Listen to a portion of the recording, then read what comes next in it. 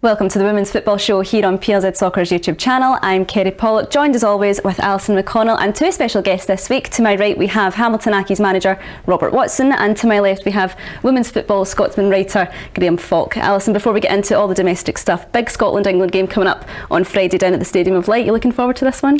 Yeah, I think it's intriguing. I think fairly daunting, you would have to say, for Scotland to go and kick off their Nations League campaign with a game against England down at the Stadium of Light. I think there was around 40,000 tickets sold, in excess of 40,000 tickets sold, I believe, by close of play on Friday. So I think you could expect a huge crowd down there. And of course, the reigning European champions, the World Cup finalists. I don't think it gets any harder for Scotland in terms of how they go and try and compete, get some points on the board. And of course, it's a fairly convoluted journey in the Nations League, but it can open the door to European Championship qualification for 2025.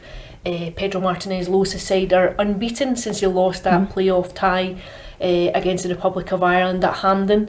You can see that the building blocks are there, the foundations of what he's trying to do I think are clear. I think there's a very clear style about the team. Just interesting to see now how they go and take that into competitive games in the Nations League. And of course, Kerry, you were out speaking to Pedro last week ahead of this one. Yep, I was indeed.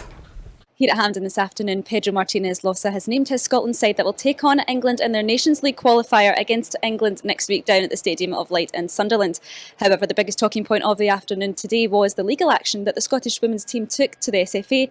However, the case has been dropped and the Scotland boss is happy he can have full focus on the game and says discussions around the matter should never have been up for debate in the first place. It should not be even the question of humans feeling valued equally, providing the same opportunities.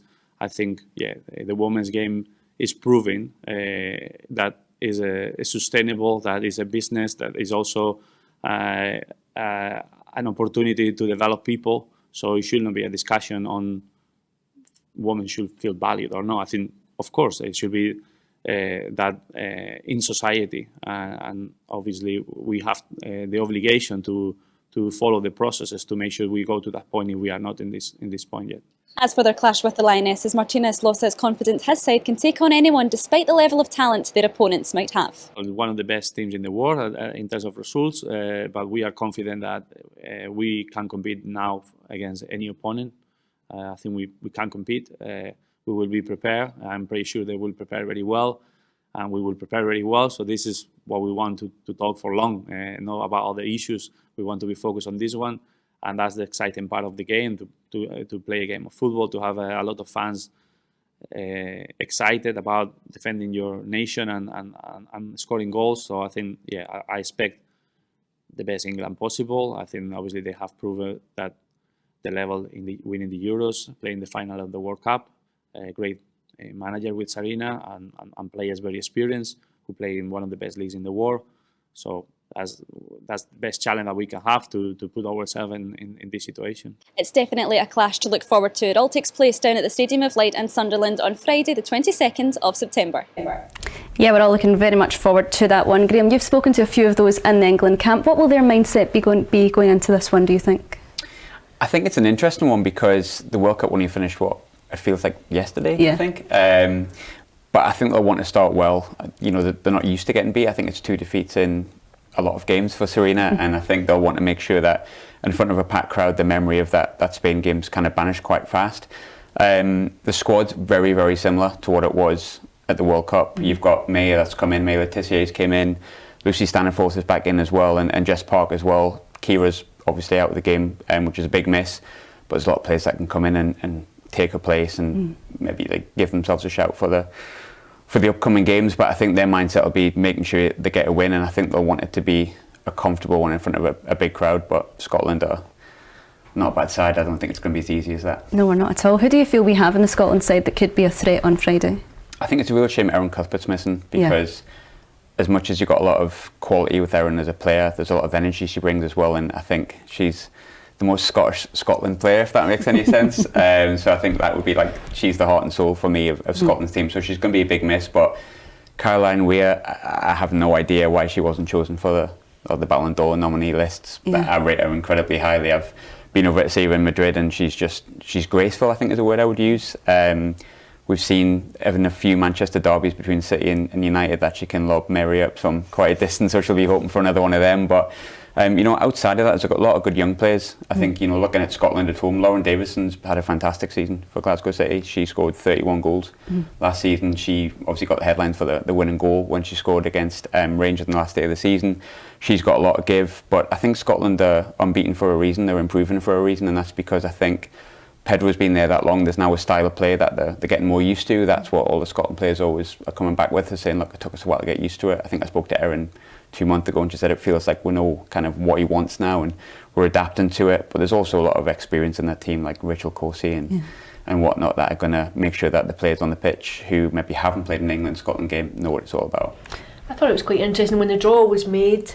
Originally, Caroline Weir was saying she was really excited about it. She seemed genuinely enthused by it rather than intimidated or cowed by the quality of opposition. I think there was a feeling within the Scotland camp that, let's go and embrace it, see exactly where we are, accept the magnitude of the challenge, but also see it as a barometer of just where this squad are and what they have to do. And I think this is a squad that's very capable of getting back to compete at major tournaments. I think they missed out on it by a solitary goal. I think they should have beaten Republic of Ireland. I think if they'd taken their chances that day, obviously a missed penalty in the first half, I think they'll feel as though they have the quality there to go and get back to a major tournament, and these games is an opportunity to show that they belong at that level. Definitely. Robert, do you feel that having that balance of experienced players and the young talent in the Scotland squad is crucial going into this game? Yeah, I think that that youth and exuberance from the newer players coming into the squad is going to be a big thing, and that helps freshen things up. But when you play a team that is as good as England and has gone as deep in tournaments as England have, obviously we mentioned European champions and they didn't get to a World Cup final despite maybe some up and down performances. Ultimately they got there because they're a good side. That's where you need your experience. But I think for us, obviously missing Erin's a big blow. She's one of our two, in my opinion, our two world class players. But we've got another one in Caroline Weir, and for it's interesting you saying Erin feels that the players are now finding what Pedro wants to do, and it's about a system that gets the best out of our best players. And for me, you hit the nail on the head there, Alison. It's about taking our chances, and if we could label a criticism at Scotland, it's we maybe don't score enough goals for the amount of possession and chances that we do make, and it's maybe time for a Marta Thomas or Lauren Davidson, who's been brilliant over the last 12 months domestically, to step up and to that mantle and be the next big player for us. Yeah, definitely. Alison, as Pedro was just mentioning at the start of that package about the legal case that they took to the SFA, it's been dropped now, but he's hit right on the money there. Why are we still having these conversations about fairness in the game in this day and age? I think it's a really complicated argument. I'm not sure it's quite as simplistic as drawing it down to saying that it's all about equal pay and parity. I think that's a given for me, that you would expect a level of parity. When it comes to finances and resources, I think ultimately, if you're levelling a criticism, I think it has to be at broadcasters, it has to be at commercial sponsorship opportunities. What you need is our broadcasting giants to be paying what the game is worth, to be putting in money that's not just small change. I think even prior to the World Cup, I think you saw it when FIFA had a standoff with so many different European countries about what they were prepared to bid. Now I think Italy's bid ultimately for the rights to show that Women's World Cup were 1% of what they had bid for the male World Cup. I think the UK bid, I think it came down, was 8% that it came to. Now obviously there's not going to be parity there because of the different commercial appeal, but what you've seen now is a World Cup that broke even for FIFA, but also that attracted incredible interest, record-breaking attendances, record-breaking television audiences. More people in Britain watched the Women's World Cup final than they did the men's Wimbledon final. These are exceptional numbers. What the duty of care now for those who market the game, who are responsible for sponsorship, is to go back with those kind of figures and say, now you have to pay what this is worth. You have to put your money a bit deeper into your pocket. And when you have those finances coming in and those resources coming in, that's when you can elevate the financial standard within the women's game. I think that on that, it's interesting with those figures that you bring out. I think for a long time, certainly from a domestic point of view, and it's been, if there's money on offer, it's been quick take it, we might not get it again. And I think you're right, we need to get to a position where actually we get what we feel the game is worth and the people running the game, at whatever tournament that might be, get value out of the broadcasters. Like to say that certainly for the big tournaments, the audience is there, the attendances have been there, more people, as you say, watching it in the Wimbledon finals, absolutely massive, and that's where our neighbours down south actually help. You know, that generates interest and it drives interest.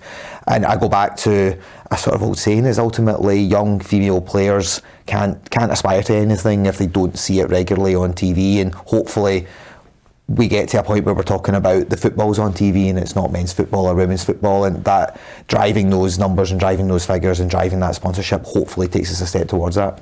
Definitely a good point you make there, Robert, because like we're seeing, it was the end of last season, Alison, at Celtic Park, at Ibrox, on the back of little girls' tops, it was female names you were seeing, so it's definitely a step in the right direction, Graham. Yeah, 100%. I mean, I go to see Glasgow City every single week and we're seeing players' names on the back all the time, but you're right, with Rangers and Celtic it's the same. You're seeing, you know, the likes of Doherty, number 2, number 3 on the back of the shirts, and the kids are identifying with it. I think what's really big about it is we speak a lot about little girls being inspired. I think what's really important is that little boys are as well, because when I was young, I got into women's football when I was like 25, which I know might seem like yesterday, but unfortunately it's not. And that's because it was never on offer when I was a kid.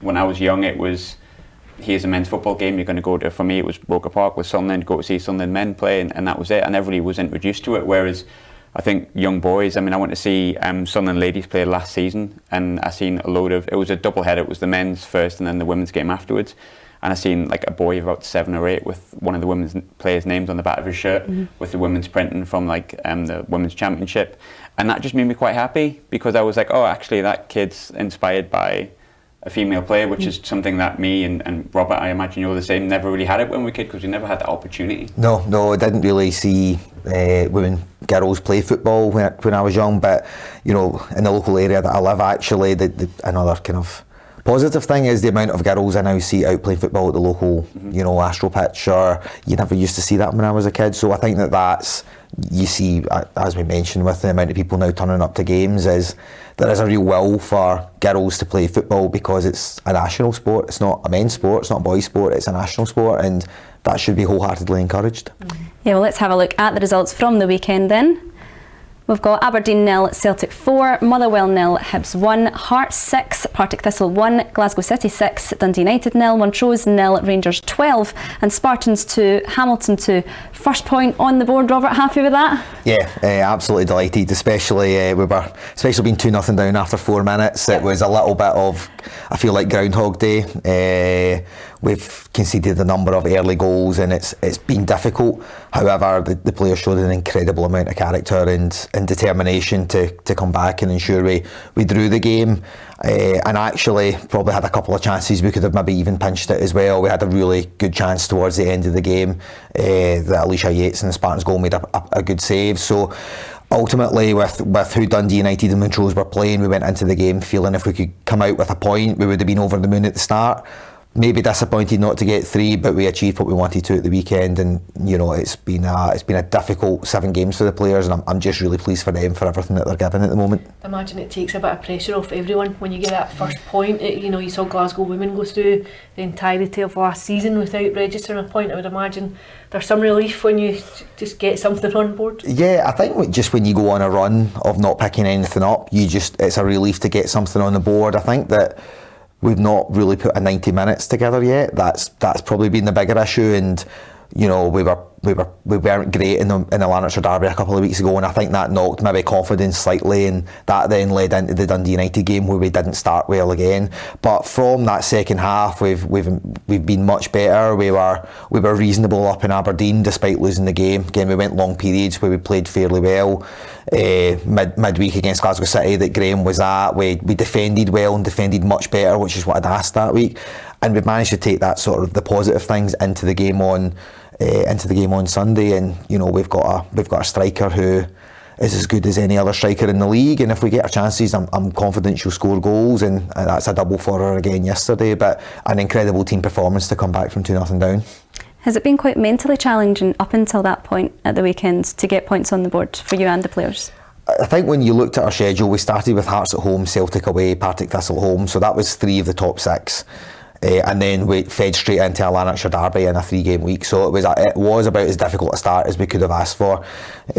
Like I say, the big disappointment for the players was probably how we played against Motherwell in the first half against Dundee United. That's, if anything, that knocked confidence and knocked maybe a bit of belief, it was those two. But we've spoken long, and it's not been crisis meetings or anything like that. We've just been open and honest from the very start with each other about how difficult it's going to be. We had a turnover of, I think we lost 14 players over the summer, a new manager, 6 new backroom staff, 11 new players.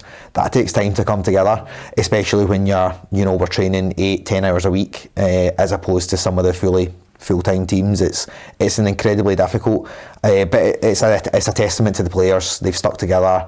They've been, like I say, open and honest with each other, and their criticisms and their praise of each other, and that's what builds a good team, is having that, being comfortable enough to do that with each other. And yeah, like I said, we were brilliant in the second half yesterday, and I'm really pleased that we've got that first point on the board. Was that transition from assistant manager to manager more challenging than you expected?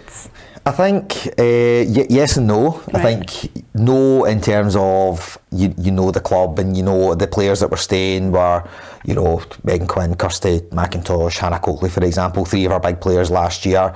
So all with a lot of appearances for us, and players that I've known for a number of years. So from that point of view, is comfortable. But I think the difficulty has been just the amount of new people that we've brought in and managing that through, and then trying to find your own identity as a manager as well. And I don't think a lot was wrong in what we did last year, considering budget and who we're up against and that sort of thing. But you also want to put your own stamp on things, and with new players, it's easier to do that. But with the number of new players, it takes time to bring things together. So that's probably been, for me, the biggest challenge. Yeah, Graham, with the full-time and part-time teams in the league, obviously that's the big talking point. How do we bridge that gap to make the league more competitive? If I know the answer to that, I'm probably going to have quite a good job soon. But I think it's difficult, and I think it does split the league into 3 a little bit. I don't know if you agree with me on this, Robert. Yeah, I would say there's probably the 5 professional teams. Then there's a sort of a middle 3 or 4, and then there's the bottom 3. I think would be fair that the league is sort of in 3 separate leagues at the moment. And I think you see that reflected in the results. I think when you see a 12-0 scoreline, I think that's very reflective of the chasm that exists. In everything, in quality and resources and finance. It's very hard when you're in the 3-game week and you've got a fully pro team at the end of that 3-game week, and you're maybe carrying a squad of 16 to 20 players. A couple of them, just the fitness levels to then go and compete with that on the next Sunday is very, very difficult. And I think you probably saw that reflected in how the game went with Montrose and Rangers, that it was nothing each for half an hour, 3-0 by half time, but then as soon as you lose that next 2, heads can naturally go down. No one likes losing a game of football, and it's hard, but then put on top of that, you're playing players that are getting the level of recoveries after games and things like that your team isn't. It's very, very difficult. You don't want to see scores like that, but coming from a team of a similar level, if you want, as Montrose, I can understand why a score like that sometimes comes up. There was a player that I worked with when I previously used to work with Middlesbrough quite a few years ago, and there's a player called Tyler Dodds, who obviously played for Glasgow City a couple of seasons back, and she was basically amateur. She didn't get paid to play it. She would play every week, and sometimes it was she'd finish work at 5, she'd be at training for 7. You'd be eating, I don't know what a diet was, but I'm assuming something like a Tesco meal or something to get in you to get a bit of energy. When I think she became professional at Glasgow City and is professional out at Newcastle United and was with Sunderland last year, and I've spoke to her about the difference, and she says, I just feel so much like I can compete for a 90-minute period. I feel fit, I feel recovered, I feel like I can concentrate mentally on my football, and I think that's probably the big difference. And I think that's why you have the league split into sort of 3 separate mini leagues in many ways. A lot of it comes down to that. I think the professional outfits, naturally the players have more nutrition, injury help, all that kind of stuff goes with it. And then unfortunately at the moment the teams near the bottom don't have that as yet. But you look at the likes of, say, Motherwell and Hearts in recent years, they're making it a lot more competitive. We don't see Hearts and Motherwell getting battered by 12 goals that much anymore, and I think that's because they've had a big improvement in their infrastructure, especially Hearts, and we're seeing a big difference, and I think that will come. I think naturally, as we were talking about before, little girls having and little boys having names on the back of the shirt, and We've seen how much the game has grown. The more that's going to grow, the more that, you know, the likes of the teams that maybe haven't been professional are going to go, you know what, actually, this makes business sense and it makes moral sense and it just makes total sense to do it. And once that happens, it'll level out. And I think, you know, if you look at results maybe 5 years ago compared to maybe now, you've seen a lot more maybe 2-1s, 3-1s, as opposed to 6-0, 7-0 every other week. Is that one of the biggest challenges, Robert, that you find that the teams, Celtic, Glasgow City, Rangers, do have all the facilities like the men's teams when you're going up against them? Yeah, I mean, just to put out Hamilton Academical, I mean, we get to play at a magnificent venue, New Douglas Park. It's one of the best venues in the league. But Hamilton are also a small club. They're not in a position to financially support where a Rangers and Celtic are. I mean, just to give a comparison on the weeks in the recovery, you know, last week in a 3-game week, we had a game on Sunday in Aberdeen, so it was a bus travel back. Every single player and coach was out at a full-time job on Monday, so there's no sitting recovering after you sat on a bus for 3 hours. Tuesday at training was literally an hour's recovery session because we didn't want to overdo things for the Wednesday. Then the game, which again, people have come straight from work to get to the game. And then Thursday was, again, just a short recovery session with half an hour of video to then play on Sunday again. So it's very, very difficult. But I'm not going to complain about it. It is what it is. You know, a couple of years ago, teams were writing off and saying, oh, well, games against Rangers and Celtic don't matter. Glasgow City, they don't matter because they're so far ahead of us. Yeah, they're really far ahead of us. There's zero expectation on us in those games, but we play in the league and we need to try and find a way to do something. So, you know, the games against them, we've been pretty negative in our approach because ultimately we're not good enough to go toe to toe. We need to find another way to try and beat them. You know, there's loads of different ways to win a game of football. It's not just about keeping the ball and looking brilliant. You've got to play sometimes to your strengths. So you won't hear us complaining about, oh well, they're too good and we can't compete. Yeah, they're far ahead of us, but we've got to find a way in these games as well, and that's what we look at it. That's how we need to try and reduce that gap, and then take those experiences and apply them to the games and teams around about us and ensure that we're picking up as much as we can there. I think the big challenge for the league is how to strive for a professional setup across the board, and I think clubs need help with that. I think it's quite clear that there aren't really the resources. I think if you look at Livingston, the men's team this week, they're hemorrhaging, what was it, 800 grand a year now. That's a club that's still attracting decent amount of fans every week, selling season tickets, players. I think the league needs help to get to that level, and I think it really only does come through commercial sponsorship. I think that the way, you know, there's possibly an argument with the way that the game is at the moment, because it is, I mean, our Premier League 1 has 12 teams and then we've got Premier League 2 with another 8 teams, so actually less than quarter of the league when you add all those teams is fully professional, which kind of gives you the idea of where it's at the moment. There is maybe an argument that if, for example, a team in the top half of our league is putting £1 million in a year, is the £20,000 to £25,000 prize money, does that make that much a difference? Will that stop them putting £1 million? Well, it won't. So actually, is there an argument to take that money and invest it into the teams who don't have that infrastructure with the aim of improving the whole game? So, but again, that comes down to clubs having that conversation and agreeing on it. It's one of a multitude of different ideas. There's not one that's maybe right, and there's not, or better than the other. But maybe looking at something like that, almost using it as like an American draft system where the teams that finish further down maybe get more of the funding, or we look to pull that to the non-professional teams. That might be an idea, but I'm sure there's plenty of other ones out there as well. Alison, can you see a day when we're talking about the teams being professional, part-time, can you see a day where all the teams are on the same level playing field? I think it's difficult. I think even if you look at the men's A team, you don't have that financial parity that running through the men's top league. I think that's the ambition. I think it's the aim that you get towards a fully professional top flight women's league. I'm not sure it's just around the corner. I think there's many obstacles that would lie in the way of it, but I think it has to be a laudable ambition, and I think it has to be the work and drive for those who are in charge of the league setup and how and where they're pushing it to go. But I think there has to be very common sense conversations and ideas such as this one about how we strengthen areas and try and not have quite as big a chasm as what you're seeing just now, because what you get then are very lopsided results like the 12-0, like the 6-1, like the 6-0. I'm not sure it's great for the competitiveness of the league.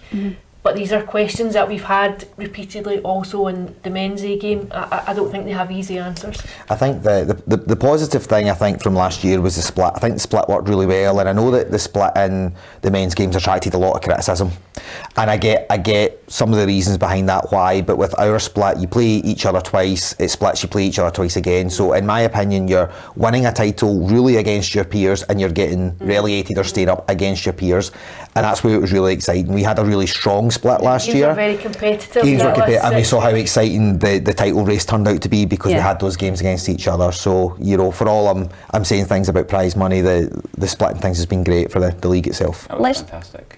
Let's just have a look at the table then to see how things are looking. Robert, what are your aspirations for Hamilton then for this season? I don't think we've been shy in saying it's about staying up. It's about staying in the top division for us.